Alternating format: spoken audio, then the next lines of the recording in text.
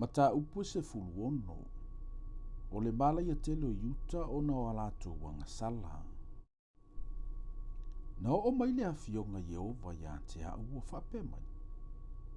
Awa e te whai awa. Awa ne ia i fo ia te oio antali ipo o awhawhine i le nei mea. Awa ua whape o na whetalai mai o Yehova. I antali i ma awhawhine ua whana nau i le nei mea. Ma o lantou tinao e na whana nau mai ai i lantou. Ma o lantou tamā ua whanaua i lantou i le nei nuu. E oti i lantou i mai e oti ai. E le aini e tau whangtangi tu i ante i lantou. E le tanu bia fo i lantou. E avea i lantou maota ota i lunga o le lau ele ele. E wha umatia i lantou i le pelu ma le onge. E whai fo i o lantou tino ua oti ma me ai ma manu felelei ma manu e tataa. Awa ua whapeona whetalai mai o Yehova. Awa e te ulu fale i le fale o iai le auenga. Awa fo i e te alu e tangi tu i ai. Awa fo i e te whaanoa noa i ante i lantou. Awa ua ou ave e se ina lo manuia i le neinu. O le alofa lava, ma le alofa muti muti vale. O lo whetalai mai ai Yehova. E oti ali i antoa matangata nu i le neinu. E le tanu mia i lantou. E le tau whaitangi tu i nisi o no i lantou.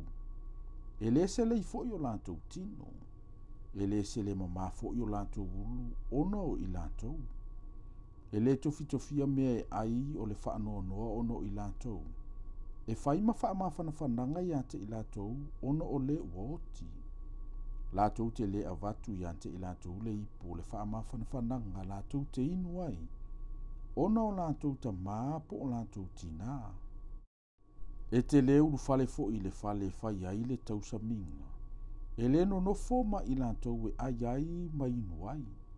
A wawu whapeo na whetalai mai o Yehova o au. Le atua o Israel. Whauta. O te whai uina le leo fia fia. Ma le leo oli oli. O le leo le whaato a whai awa. Ma le leo le whaato a no futane ai le nei mea i o outou luma. A ola mai outou. A umauna e whaali atu i le nei nuu ia upu uma. Ma lato whai mai i ante oe. Se a le mea. Ua whai mai ai Yehova i ante i mātou le nei mālaia umai tele. Pese a ea sa mātou wa mio le tonu. Pese a fo i sa mātou wangasala o mātou wangasala atu ai i a Yehova lo mātou watua. Ona e whapea atu ai lea i ante i latou. A wawa la fo a ina ue o oututa maa. O lo whai mai ai Yehova. A wala tau muli muli atu i atua ese ma au au na iai. Ma ifo atu i ante i lantou. A ua la fo a ina au. Ma ua le ana ana i lantou i la utu la fono. A o outou. Ua whai e outou a mio le anga e sili o outou ta maa. Wha auta foi. Ua taita sile tangata masavali le fina vale o lona loto le anga. Ua le whalongo mai i ante au. O lea, o te tutuli ai i ante outou ai le nei nuu. I le nuu outou le iloa. O outou po outou ta maa.